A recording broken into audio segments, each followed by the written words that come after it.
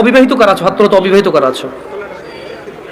ঠিক আছে। আরে হাসার কি, যে এই বাঙালি যেটাই কই এটা হাসে, কি দুনিয়াটা কৌতুক বানাবে। অবিবাহিত কে আছে এটা কি হাসার কিছু হয়ে গেল? কি মানে বুঝলাম না জিনিসটা। এইটাও হাসার কিছু? ভাই আমি এখানে বললাম যে অবিবাহিত কারা আছে, সবাই হাসা শুরু করতে, মানে কি কি কয় শরম পাইছে? আপনাকে বলছে ওরা শরম পাইছে? কে বলছে? জবাব দিয়েছেন কি এখানে? আপনার তো জবাব তো ঠিক হয় না ওদের পক্ষ থেকে। ওরা তো বলে না ওরা শরম পাইছে, ওদের কাছে মনে হয়েছে হুজুর এখন কৌতুক করবে। বিবাহিত যারা আছো হাত তোলো তো। মাশাআল্লাহ, তোমাকে বসেন। তো আমি তেমন কখনো ব্যক্তিগত বিষয়ে তেমন বলি না মাহফিলে, এটা আপনারা অনেকে হয়তো জানেন যারা আমাকে চেনেন। গতকাল আমার কাছে এক প্রশ্ন আসলো তালাক বিষয়ে। আমি বেশিরভাগ সময় অ্যাভয়েড করি তালাক বিষয়ে প্রশ্ন। এমনিতে আমি নর্মালি কোনোদিন কোনো ফতোয়া দিই না। যখন নতুন নতুন বাংলাদেশে আসছিলাম আমি সৌদি আরব থেকে, তো আর অনেক ছোট ছিলাম, রক্ত অনেক গরম ছিল, তখন আমি বিদআত শিরক এগুলো নিয়ে প্রায় ফতোয়া দিতাম, আর অনেক ভেজাল লাগতো, সত্যি কথা। আল্লাহ আমাকে আশ্রয় দিয়েছে। এখন আমার উস্তাদরা বড়রা যারা আছে তারা আমাকে বললো যে জামশেদ তুমি ফতোয়া দিও না, কোরআন সুন্নাহ থেকে মানুষকে তুমি আহ্বান করো, ভালোর দিকে ডাকো, মন্দর দিকে নিষেধ করো, আল্লাহ তোমাকে যতটুকু তৌফিক দিয়েছে। ফতোয়া অনেক বিস্তর বিষয়, অনেক সিচুয়েশনের উপরে ফতোয়া চেঞ্জ হয়। দেখা যায় একই বিষয়, মানে সাবজেক্ট এক, পরিস্থিতিতে দুই রকম অ্যান্সার হয়। তো তোমার এখনো সেই প্রজ্ঞা যদি না হয় তুমি দিও, আর প্রজ্ঞা হলে দিও। তা আমি ওনাদের কথা চিন্তা করেছি যে আমার সেই প্রজ্ঞা হয়নি যে আমি দিব। কারণ এখানে হানাফিরা বলে যে একসাথে 3 তালাক দিলে হয়ে যায়, আর শাফি হাম্বালিরা বলে যে যতবারই তালাক দেয় একবার। এখন যারা হানাফি নিজেদেরকে বলে ওনারাও কিছু দলাইল পেশ করে, আর যারা শাফি মালাকি আছে বা আহলে হাদিস সালাফি আছে তারাও সূরা বাকারার মধ্যে যেমন তালাকু মাররাতান, তালাক 2 বার, মানে 2 দফায়, এভাবে দিয়ে বলে। তো আমি চিন্তা করছি এটা বড়দের বিষয়। কার বিষয়? এটা আমার ম্যাটার না, আমার এত জিম্মেদারি নেওয়ার এখনো অতটুকু যোগ্যতা হয়নি। তো বেশিরভাগ তালাকের যখন প্রশ্ন আসে, আমি বড় বড় আলেম যাদেরকে চিনি, যেমন আমি সৌদি আরবে ছিলাম, তাহলে বেশিরভাগ যাদেরকে আমি চিনি তারা মদিনা ইউনিভার্সিটির স্কলার, কেউ হাফার আল বাতান ইসলামিক সেন্টারের লেকচারার, কেউ রিয়াদ ইসলামিক সেন্টারের লেকচারার, কেউ আল আহসা ইসলামিক সেন্টারের লেকচারার সৌদি আরবে, যাদের সাথে আমার পরিচয় আছে খুব ছোটবেলা থেকে, আমি যাদেরকে চিনি, যারা আমাকে খুবই আদর করে। তো আমি যেটা করি, যখন এই তালাকের মাসলা মাসাইল আসে, নর্মালি কোনো প্রশ্ন আসলে আমি জবাব দিই না, কিচ্ছু রিপ্লাই করি না, কারণ আমি জানি আমি ফতোয়া দিব না, আমি ইগনোর করার চেষ্টা করি। খুব সহজ থেকে সহজ প্রশ্ন আসলো দিতে চাই না, কাউকে না কাউকে ট্রান্সফার করে দিই। তো ওই একটা বোন মেসেজ লিখলো, আমি ওয়ালাইকুম আসসালাম দিয়ে লিখেছি আপনি যে কোনো প্রশ্ন লিখে করেন। তখন সে লিখে প্রশ্ন করলো যে তালাকের বিষয়। আমি বললাম যে আমি তালাকের বিষয়ে ফতোয়া দিতে জানি না, আমি একজন বড় আলেমের নাম্বার দিচ্ছি, আপনি ওনার সাথে কথা বলে আপনি জেনে নেন, হোয়াটসঅ্যাপে মেসেজ দিয়ে ওনাকে কল করি, সমস্যা নেই।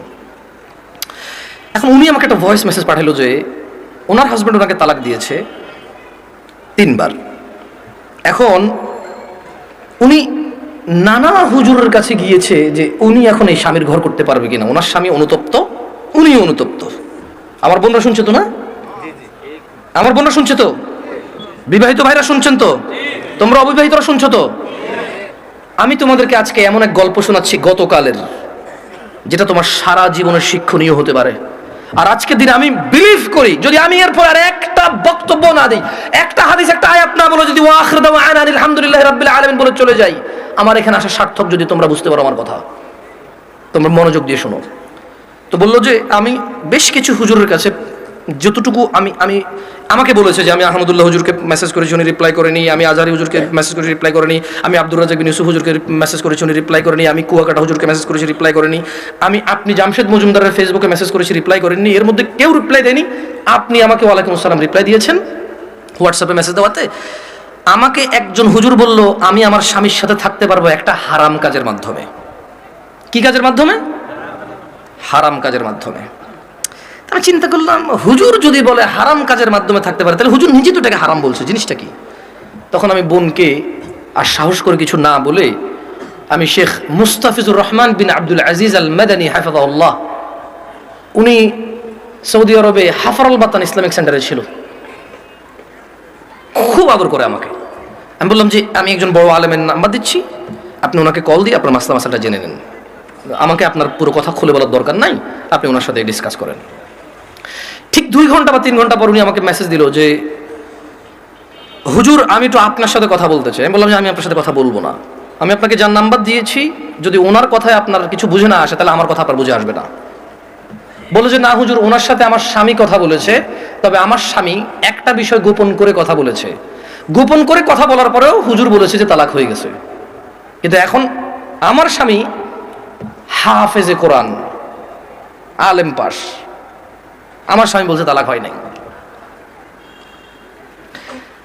আমি বললাম যে ওকে, আপনি শেখকে কল করে বলেন যে আপনার স্বামীটা গোপন করেছে। বলে যে আমি ভয় পাচ্ছি ওনাকে কল দিতে, কারণ আমার স্বামী কথা বলেছে, উনি আবার কি মনে করে। আমি বলছি উনি কিচ্ছু মনে করবে না, আমি ওনাকে ফোন দিচ্ছি, আপনি কথা বলেন।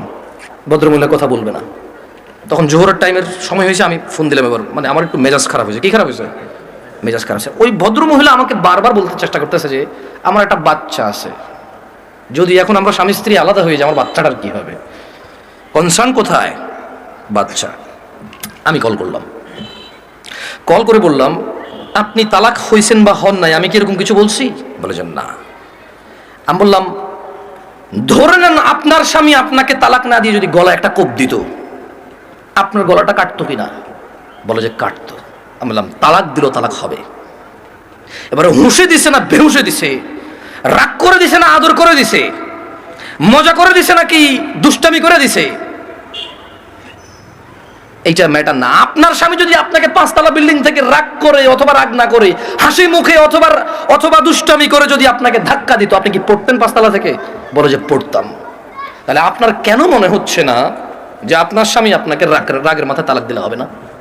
রাগের মাথায় ধাক্কা দিলে যদি 5 তলা থেকে পড়ে আপনার হাত পা ভেঙে যায়, মরার সুযোগ থাকে, মরে যেতে পারেন আপনি, এরকম সম্ভাবনা থাকে, তাহলে কেন আপনার স্বামী আপনাকে তালাক দিলে তালাক হবে না? মানতে অসুবিধা কোথায়? যে আল্লাহ আপনার এই স্বামীকে কবুল বলার পরে ওর সাথে থাকা বৈধ করেছে, সে আল্লাহই তো 3 তালাক পরিপূর্ণ হয়ে গেলে থাকাটা অবৈধ করেছে।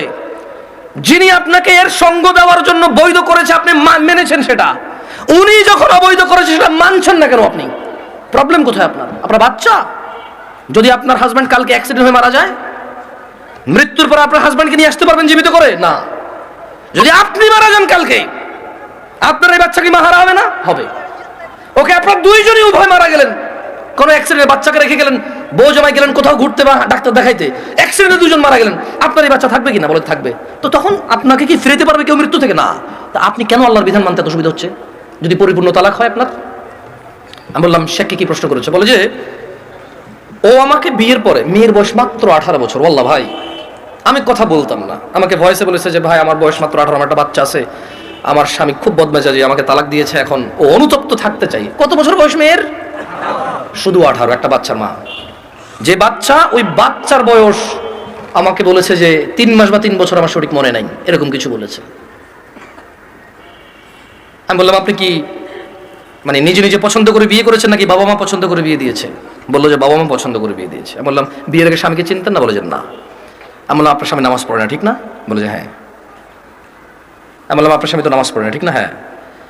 বললাম আপনার স্বামী হুজুর আলেম এগুলো বলে লাভ কি, হাফেজ বলে লাভ কি? ও তো নামাজই পড়ে না, ও তো ধর্মর কোনো মূল্যায়নই করে না।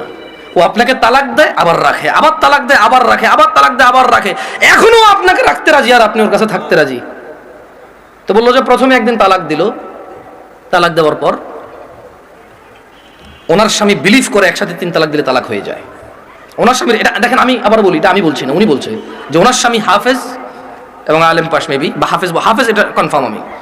তো বললো যে উনি জানে যে এক বৈঠকে 3 বার তালাক দিলে তালাক হয়ে যায়, কিন্তু শেখ মুস্তাফিজুর রহমান বিন আব্দুল আজিজ মাদানীকে যখন ফোন করেছে তখন উনি বলেছে আচ্ছা ধরলাম একবার, 3টাকে কয়বার ধরলাম? এক বৈঠক ধরলাম। বলে যে আপনাকে আদ দিছে? বলে যে হ্যাঁ আরেকবার দিছে। বলে যে ওটাকে আবার ধরলাম। বলে যে আদ দিছে? বলে যে সে গোপন করছে, কিন্তু সে একদিন আমাকে বলছে তোমাকে আমি তালাক দিলাম, তুমি যাচ্ছ না কেন? এই কথাটুকু শেখের কাছে সে গোপন করেছে। কি করেছে? শেখ নাকি তখন প্রশ্ন করেছে আপনি যদি হানাফি মাসলাকের হন, জীবন যদি হানাফি বিধান অনুযায়ী চলেন, আর আপনার স্বামী নিজে যেহেতু হাফেজ বা আলেম, ও তো এটা জানে যে এক বৈঠকে 3 বার দিলে হয়ে যাচ্ছে। আর কোরআন সুন্নাহ অনুযায়ী যদি আপনি শাফি মালিকের দিকে আসেন, সেই ক্ষেত্রে ওনারা এক বৈঠকে যতবারই দেয়, কয়বার ধরে? একবার। তো বলো যে অনেক সময় আমরা ফতোয়া দেই যে ঠিক আছে, মানে আপনি হানাফি কোনো বড় বিজ্ঞ আলেম থেকে মাদ্রাসা থেকে ফতোয়া নিয়ে, ওনারা লিখিত ফতোয়া দেয় কি সেটা আপনি জেনে নেন। মানে তালাক নিয়ে তেমন কেউ ভেজাল করতে চায় না, কারণ মারামারি কাটাকাটি হয়ে যাবে, বোঝেন নাই, মিছিল মিটিং হয়ে যাবে। এক গ্রুপ বলবে তালাক হয়ে গেছে, আরেক গ্রুপ হয় নাই, বলবে যে জানা করতেছে ও হুজুরের কথায়। ভাই এটা বিশাল বড় একটা প্রবলেম, বুঝছেন না? বোঝেন নাই, সত্যি আমার পক্ষে সলভ করা সম্ভব না। তখন আমি ওই বোনকে বললাম যদি আপনার তালাক হয়ে যায় চলে যান, ইদ্যত পালন করে কোথাও বিয়ে বসে যাইয়েন, আর পরবর্তী স্বামীর যত্ন নিয়েন। করে দিয়েছে। তো আমি ওই মহিলাকে বললাম যে আপনার তালাক হয়েছে বা হয় নাই, ফতো দেওয়ার আমার যোগ্যতা নাই।